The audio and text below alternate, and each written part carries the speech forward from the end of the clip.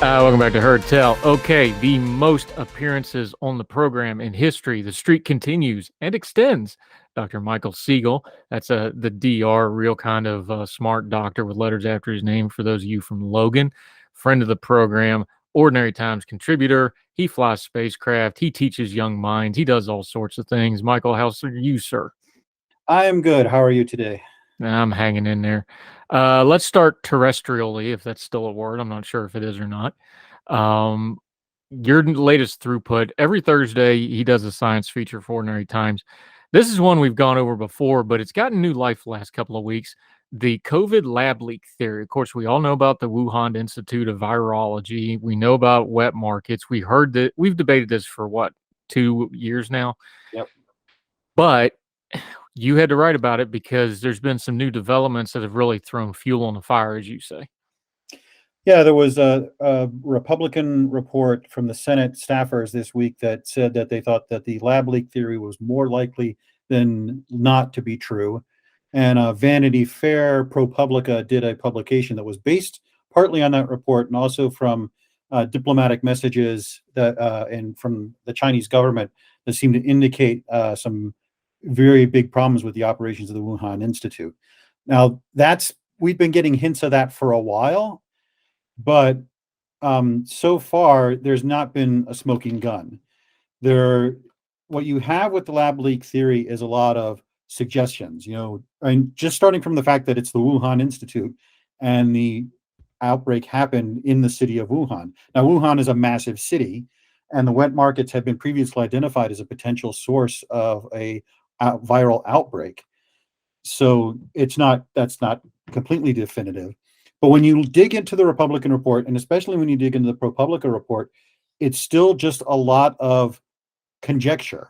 There's no real solid evidence. We do know that Wuhan had problems with their BSL-4, biosafety level 4 facility, but that's not unusual. That's not really new news. This summer, there were 2 papers published in Science, though, that looked at the COVID-19 virus from a biological perspective, look at its DNA, looked at its evolution, and they concluded that a zoonotic outbreak, an outbreak from a bat or a pangolin or something like that, was far more likely than a lab leak. We're probably unlikely to know for sure, and we're especially unlikely to know for sure because China has been very opaque on this issue. Their investigations have been kind of cursory and secretive, and they're not really sharing the kind of information that they need to share so we can definitively nail this down. And we might not, even if they were, we might not know for sure. So I would say that this is a lot of smoke, but not a lot of fire. A lot of conjecture and suggestion that plays into a lot of people's priors on this.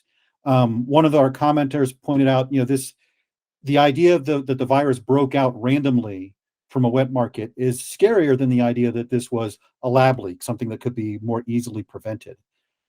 But in the end, the evidence still weighs heavily on a zoonotic origin. It's not, I would say, the lab leak is not a conspiracy theory if you're talking about a lab leak. If you're talking more of the pandemic, Bill Gates did this so we could all have 5G chips installed in us or whatever, that's a conspiracy theory. But I think while the lab leak theory is not ruled out, it's very unlikely at this point. Yeah, Dr. Michael Siegel joining us. Here's how I break down news stories, and this is where I have a problem with this one. How we get the news is usually just about as important as the bit of news we're getting, right? Mm-hmm. So we have a couple parts here, and you already touched on one of them. We can't trust anything coming out of China because we know they lie, cheat, and steal because they're a dictatorship that are obsessed over information control and image. That's why we had the outbreak in the first place, because they spent a lot of time denying that this thing was communicable to humans. I mean, we might not have contained it anyway, but that certainly didn't help. Yeah, so we've got the China piece. You mentioned this is Republican staffers, but it was put out into the media, the mass media, by Vanity Fair and ProPublica.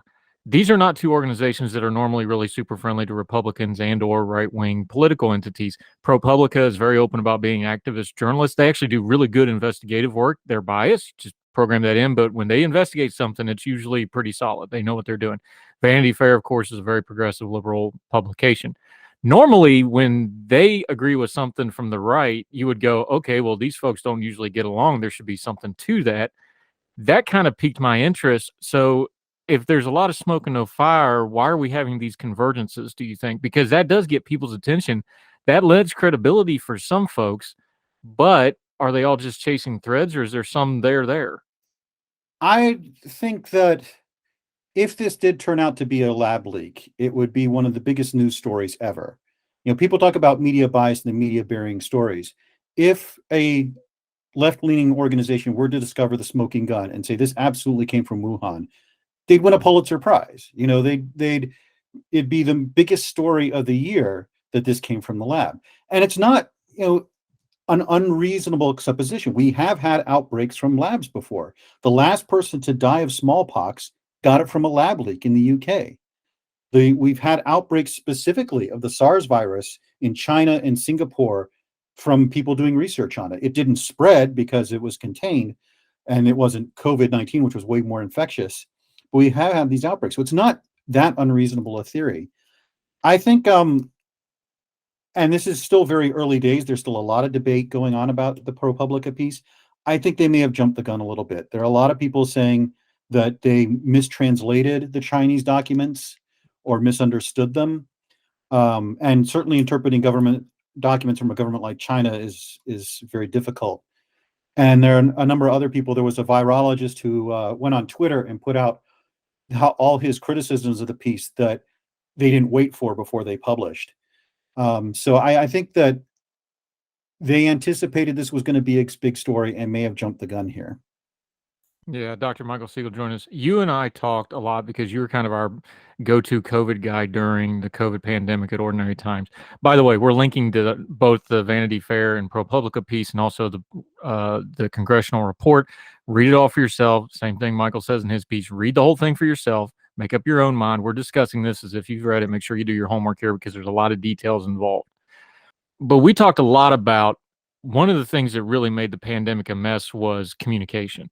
We learned really quick that scientists and the common folk don't communicate real good. Academics don't communicate real good. Doctors don't communicate real good. And any of those three that are also government bureaucratic officials, they really don't communicate very good, right? We've established that. So you understand where people are coming from with this when it's like, well, hey, when we brought this up in the early days, you were deplatformed. You were told, no, you're crazy. Don't even ask this question.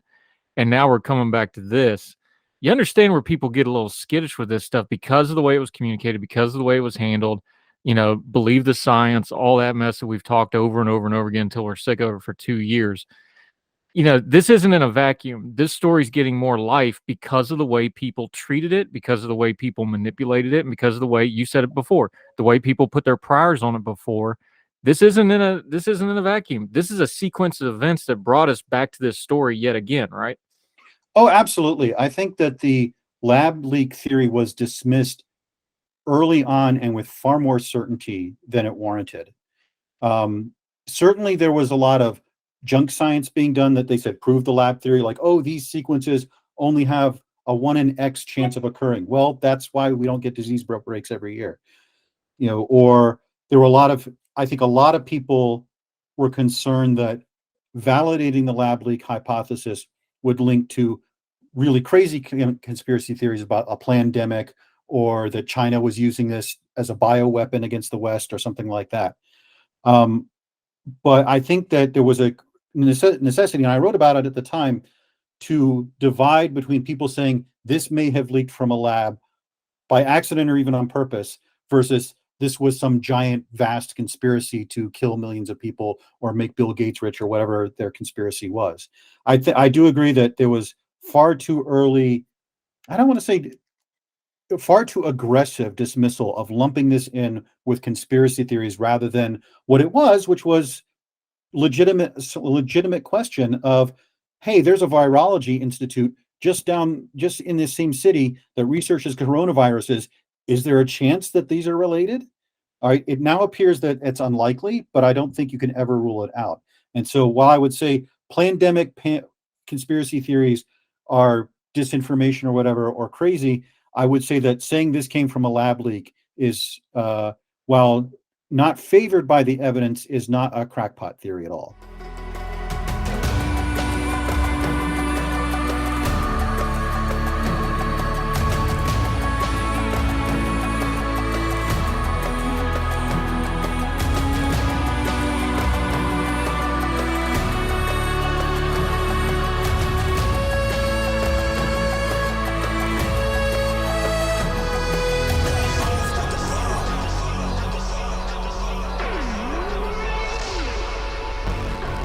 Dr. Michael Siegel. Let's get to the core of this as far as we're involved, the common folks on our social media, in the commentariat. This really gets to the core of how do we discuss something as complicated as this. When it comes to this disease, you've talked about it before on this program. Science, good science is okay with getting questioned. It's like good religion is good with getting questioned. Good politics is good with getting questioned. You know, one of your signs of integrity is, are you okay with getting questions and handling tough questions? We just touched on the whole, believe the science. You're not allowed to ask any questions. That's not good science. At the same time, there's some line in there where you depart from, honest questions, honest skepticism. I'll say healthy skepticism, because healthy skepticism is a core part of science, right? Mm-hmm. Where's the line when we're discussing this stuff of, okay, we need to be, discerning of what we're being told here, but it's maybe a topic we don't know a lot about before we descend into, crack pottery, as you so aptly called it, the conspiracy theory, all the noise and nonsense out there. Where's that line? How do we tiptoe up to it, and how do we don't cross it, Professor? That is a very good and difficult question. I would say look for when people start trying to attribute motives or trying to hammer it into a political frame. That science concerns itself with questions of fact. And when you start expanding that to motives and trying to ram it into whatever frame you want it to be in, that's where you're going more towards the crack pottery side. So to return to the lab leak theory, asking legitimate scientific questions. Did this come from a lab? Was this related to lab research? These are factual questions. You're trying to ascertain facts. Can we look at this virus's gene code and see that it was engineered? Can we look at the pattern of the outbreak and see that it was related to the Wuhan Institute? These are things that have definitive answers. Where you go into conspiracy theories when you say, well, I think China wanted to do this. I think Bill Gates wanted to do this. I think the big pharma companies wanted to do this. When you start attributing motives, that's where you're leaking more and more into conspiracy theory and really mind reading and so forth. When you're trying to cram this into a political frame of anti-big pharma or anti-Republican or anti-Democrat, that's where you start leaning more and more into conspiracy theories when you get away from the facts and more towards speculation. Yeah, Dr. Michael Siegel joining us as he often does. This is where it gets back into politics, though, because you cannot take the political angle out of this. Like we just said, our public health system, we've learned it the hard way. We like to think it's an independent organization. It's not. It's a political entity because it's funded by the government and it's a bureaucracy and there's politics involved. Let's just all be adults. We're dealing with China. That's a geopolitical foe. That is not a fair player. That is not an honest dealer of information and or anything else because they're an adversary in a lot of ways. That's where the politics of this comes in, and there's no way to separate that. So how do we deal with that? Because even as we're trying to find scientific truth, look, all those scientists in China, they're all connected because they don't get those jobs unless they're connected, right? Let's all be honest. So how do we deal with the political part of this? Because as we've learned now, public health has a political component that we're just going to have to learn how to deal with here. I think we have to kind of try as best we can to keep the science as a separate issue, focusing science on the facts and less on interpretation. This was something that actually Anthony Fauci talked about a little earlier on, before sort of he became this figure in the media. That his job as a scientist was to inform the politicians of things from a scientific point of view, and their job was to balance things and consider the political consequences. If the scientists had their way, for example, you would have shut down the entire country for like 3 weeks. But the politicians had to say, that's not going to work. What can we do? What's doable? What's workable? And so I think you have to think of the political sphere as sort of having science as a component of that, informing the debate. But ultimately, the political sphere has to take into account in diplomacy with China. It has to take into account economics. It has to take into account other factors. I wrote a piece a while ago about this. There was a piece about how we should have this rationalia, a society entirely determined by rational principles. And I pointed out that doesn't really work because many of the questions we deal with are moral questions or economic questions that don't have a scientific answer. You take the abortion issue, for example, science can tell you when certain fetal developments happen, but it can't answer the moral question of when is a fetus a human being? When does it have a right to live? That's a moral question that we are debating very fiercely right now. And so when you talk about something like a pandemic, we can inform people what this disease does, how it spreads, how lethal it is, what are the long-term consequences of an infection, how well do these treatments work, how well do these vaccines work. But ultimately, that is feeding into the political question of, all right, what policies do we have in place? Right. Dr. Michael Siegel. I don't like to get into the Fauci stuff because he became an avatar for whatever everybody wanted him to be. Yep. But since you brought it up, I got to say it.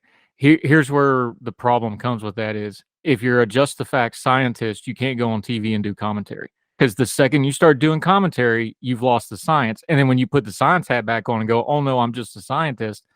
No, that's not how that works. You're one or the other. You don't get to go back and forth. It's not, science hat on, science hat off. That's where that becomes a problem, especially if you're going to be the guy and that guy. I think folks like Fauci, some of the criticism's unwarranted, some of them's very fair. If you're going to be in that role and you're going to be the highest paid government employee we got on that matter, and you're the expert, you've got to be aware of that, don't you? I think so. There's one of the things I like to say is, and again, return to this idea of a science-based run society. When you mix science and politics, the result tends to not be to scientize the politics, but to politicize the science. Does politics always win when it's science? Not to interrupt you, but does politics always win when it's politics versus science? Because it sure looks like it is right now. It feels like that a lot, and it gets very difficult. And just to give an example of where the politics crossed the science in this particular case, when the George Floyd protests started, there was a letter that came out from a bunch of scientists saying, well, the anti-lockdown protests were bad and people shouldn't have done that because that could spread COVID. But these protests are good, so we should allow them even though there's a risk of spreading COVID. And I wrote an article for Ordinary Times saying, this is really, really bad. You're destroying your credibility here because you can't say that our scientific opinion is changing based on politics. You do have to cross over sometime. I've commented sometimes on the science, and I've sometimes commented on the policy. As sort of a blogger and a writer, and being on Twitter. But you have to be very careful when you cross over those roles, because if there is a perception that your politics are informing the science, you're really damaging your credibility.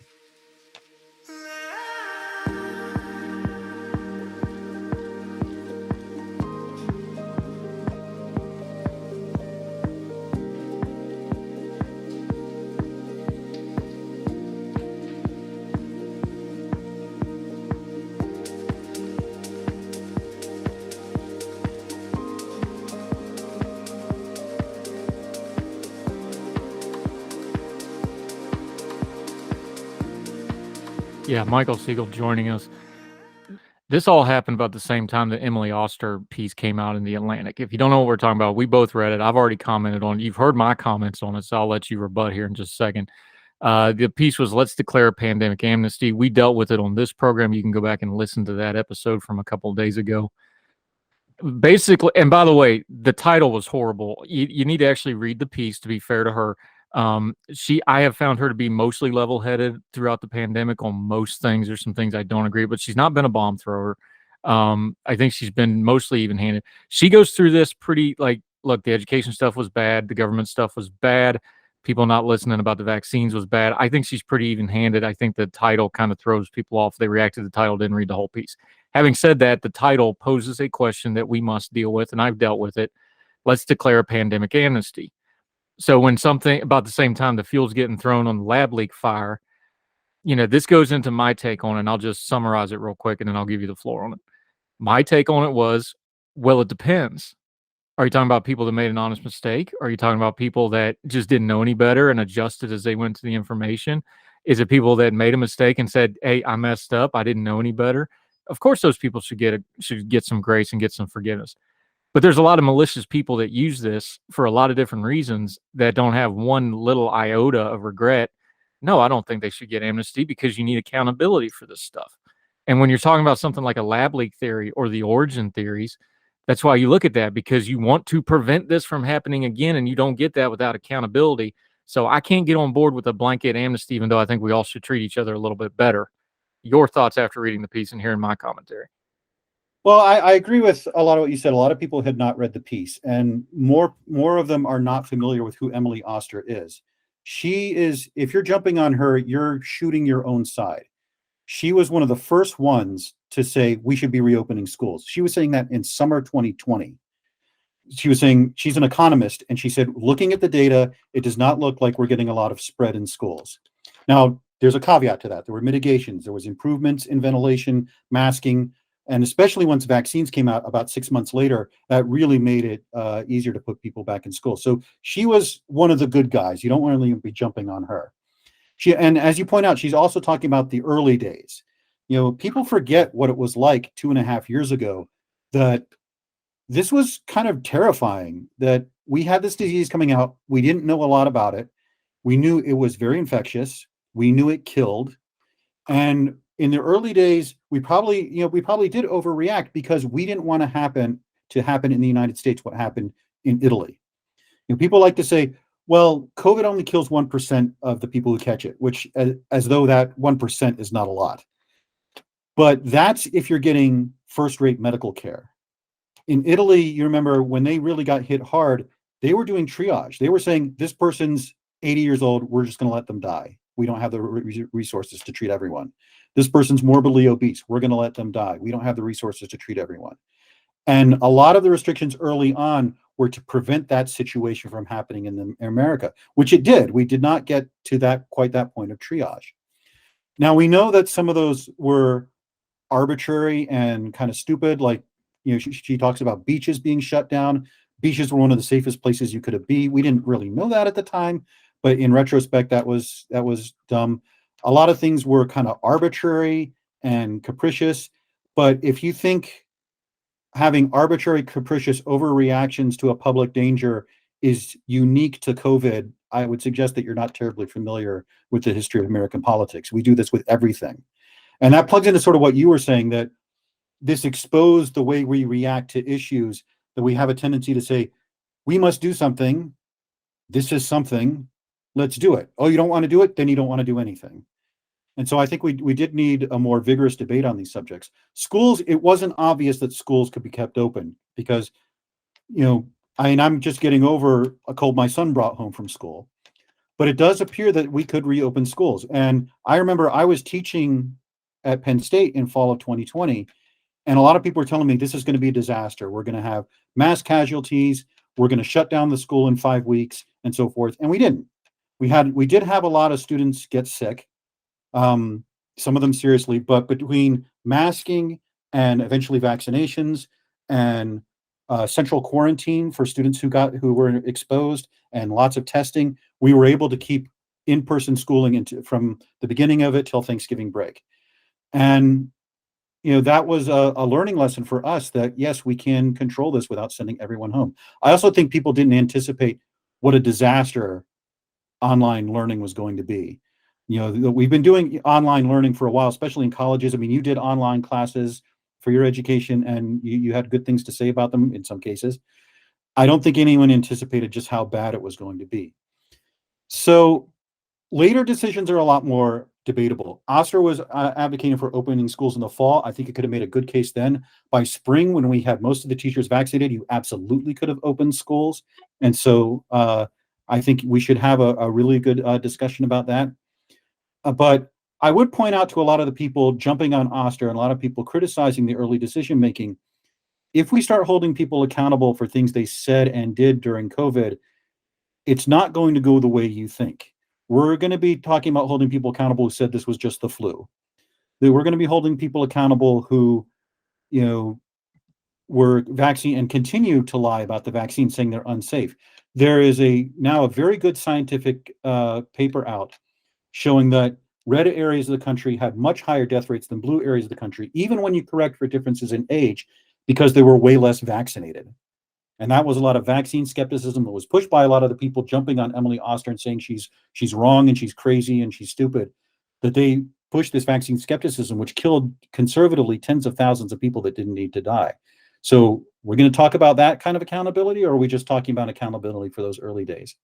Now, I do think they have two legitimate points when they talk about the early days of COVID and the sort of government, the sort of establishment response.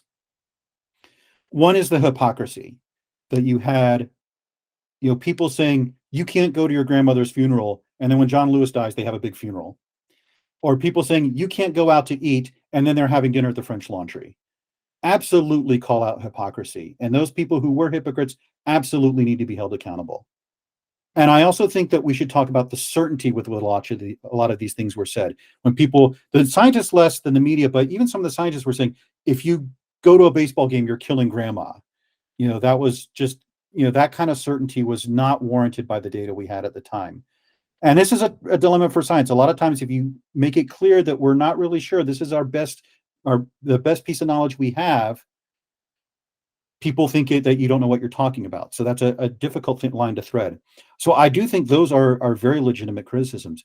But plugging back into what you were saying on Tuesday, overall, I think COVID exposed a lot of the underlying problems we have in our politics and the way we discuss things. That, you and I talked about gun control a few months ago. We have one side that says, if you're against gun control, you want kids to die.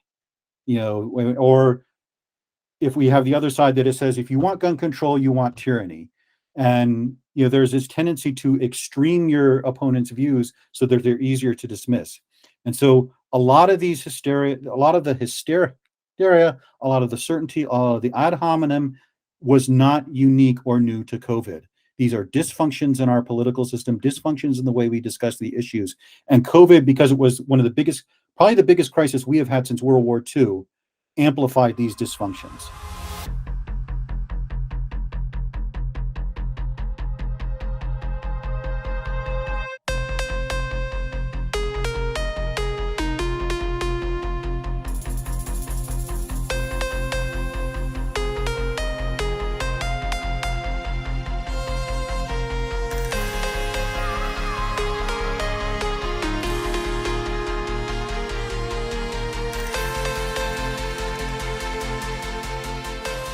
Yeah, Dr. Michael Siegel joining us. The one that got me where I just went, okay, remember when they banned the seeds up in Michigan? You could not buy seeds to plant. I was actually just going to mention that. That's the one for me where I was like, okay. And remember, this is one of the first banned things. Like, this is even before I think we shut schools down. They started doing this stuff. I'm like, okay, you're just, this is masturbatory. There is no rhyme, reason, or time. That's the one that really got me. Yeah. For those of you who don't know, there was in Michigan, they had grocery stores open, but they had non-essential items roped off. And so someone had a picture where they'd roped off the seed aisle saying, you can't stop for seeds. And their logic was, we only want people to go to stores if they absolutely have to. We don't want them shopping. But the amount of time it takes to get seeds from a store and the amount of risk that people are exposed to is minimal. This was the big problem. And it is again, a dysfunction in our political system of not looking at cost benefit analysis. The benefit of roping off seed aisles could not be measured with the Webb telescope, but the inconvenience it caused to people was significant. And frankly, having people go outside and garden was one of the better things they could do. It's insanity. Dr. Michael Siegel, the most appearances on this program ever. We're going to keep that going as long as we can because he's really, really sharp, and he's becoming a multimedia, multi-platform superstar with his YouTube channel. Also writes at Ordinary Time. Let folks know what you got going on, where they can follow you, all the different things you've got going on. Your latest that we talked about a little bit earlier, the throughput, that is up at ordinary-times.com as it is every Thursday. The YouTube channel, your Twitter. Also wrote a good little book, by the way. You got to go pick it up. Let everybody know what you got going on there, sir. Sure. And Ordinary Times is a good gateway to everything I do. All my videos I post there so that people can find them. I'm actually, now that I have a few subscribers, you can just go to YouTube and Google my name, Michael Siegel Astronomy, and you'll find my video channel, and hopefully you'll find something there that you find interesting. Join the ongoing 2,000 comment debate over what the best spaceships in science fiction are. But yeah, that's the best way to find me is usually through Ordinary Times. We're going to do that one where we talk about the crew and the military setup of those space captains too. I can't wait to get in on that. That's going to be a fun one. Yeah, Dr. Michael Siegel. Yeah. He was my guest. it I just always love, we get so obsessed with you just proved it. They get so obsessed with the ships. You forget you got to have a crew to run that thing. Yep. Does the crew match the ship? Because then the ship doesn't work and doesn't make any sense. But we'll get into that. Not all officers either. Yeah, don't get me. Like, I'm a retired sergeant. Don't get me started on lieutenants. Like, all the lieutenants are superstars. I'm like, no, lieutenants are like baby giraffes. They can't even walk in a straight line. You got to like hold them up. It's ridiculous. Like that's. See, I'm giving you all the good channel stuff. I'm not going to give it to you for free. You're going to have to subscribe to his YouTube channel. Dr. Michael Siegel. Love it, buddy. Thanks for the time, sir. All right. Thank you for having me. Yes, sir.